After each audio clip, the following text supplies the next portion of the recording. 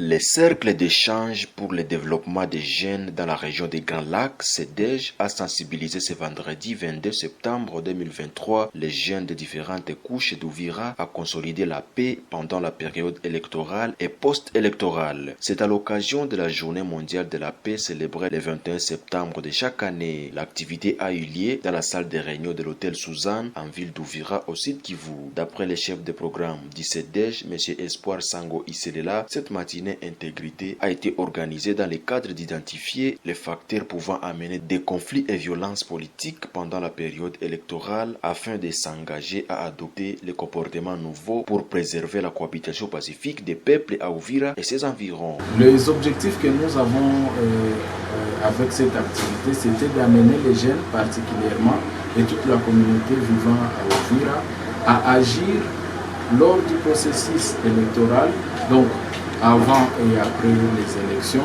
avec une sensibilité sur les valeurs contre la violence.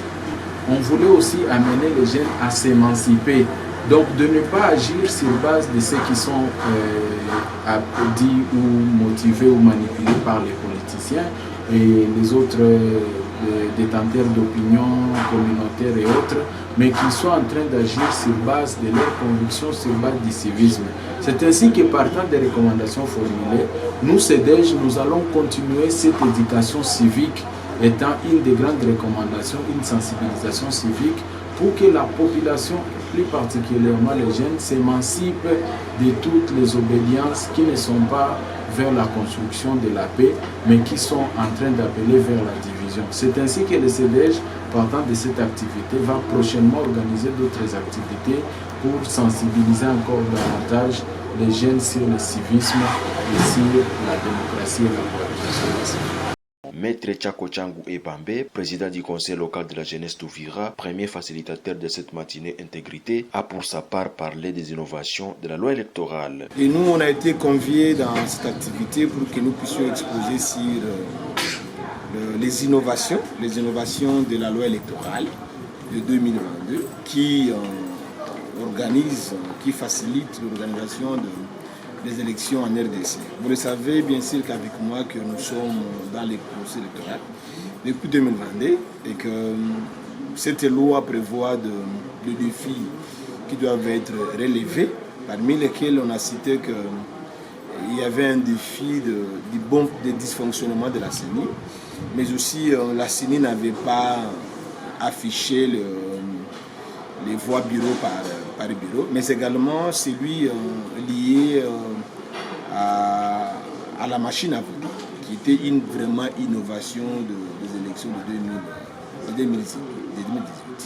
C'est ainsi que, face à ces défis, on a exposé sur les innovations. Parmi les innovations, on a exposé aux jeunes présents qu'il y a d'abord l'essai de recevabilité estimé à 60% par rapport au nombre de députés présents au sein de l'Assemblée nationale, mais également la question liée aux gens, puisqu'il était dit que les partis politiques ou les groupements politiques qui présenteraient 50% des candidates femmes sur leur liste ne payeront plus la caution.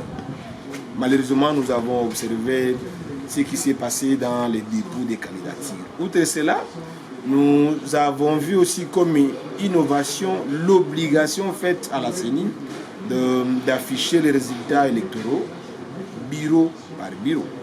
Au-delà de ça, nous avons palpé quand même le nombre des enrôlés depuis 2006 jusqu'à aujourd'hui. Et nous avons interpellé les jeunes à faire en sorte que pendant cette période électorale, nous puissions quand même accepter les résultats qui seront proclamés par la CENI, afin que les processus électoraux soient quand même paisibles et pacifiques. Au-delà des innovations, nous avons lancé encore un message vibrant à ce que nous puissions nous côtoyer et nous puissions nous faire en sorte que les partis politiques, les jeunes dans ces diversités, puissent quand même vivre une convivialité énorme en abandonnant les messages haineux. Et nous avons introduit le deuxième facilitateur qui a quand même parlé sur les questions de la cohabitation pacifique. Le deuxième intervenant, Gilbert Moussumba, expert de paix au sein des Scouts mondiales, a brossé sur l'engagement citoyen des jeunes en tenant compte de l'importance de sauvegarder la cohésion sociale dans la ville d'Uvira et ses environs. Il s'est exprimé dans la langue swahili. Kutia mbele amani ya sisi wote, amani ya kuishi, amani ya kupendana, amani ya kutosahau kama tuko hapa. Kisha mauchaguzi tutawakia tunaendelea kama wakaaji wa muji wa Uvira. Ndio kusema watu wakishaenda kule Kinshasa wanaenda wanafanya mambo yao, lakini wanawachia shida ya kutosikilizana.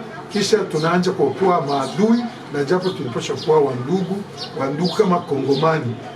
Jina ya Kongomani hata constitution ituambia fasi kama tugabulani, inatuambia tupendane na tujue kama tunapaswa jenga hii mjini yetu ya Uvira na kando kando, na tufukuza wale watu wanaleta ubaguzi, wanaleta ukabila, wanaleta ndio wewe niletee mawazo ya kusema unataka jenga nini hapa Uvira, lakini usiniletee mawazo ya kusema ule ni kabila mwingine msimchague, huyu ni kabila mwingine msimchague, lakini leta umoja na ulete mapendo kati ya watu na tujenge mji wa Uvira. Retenez que les participants ont été regroupés dans les carrefours pour identifier les facteurs qui entravent les initiatives de cohésion sociale, de la consolidation de la paix et de la cohabitation pacifique en période pré- et post-électorale dans la ville et territoire d'Uvira. Ils ont également formulé des recommandations d'une part à l'endroit des jeunes et de l'autre part à l'endroit des communautés pour le maintien de la cohabitation pacifique dans cette partie de la province du Sud Kivu.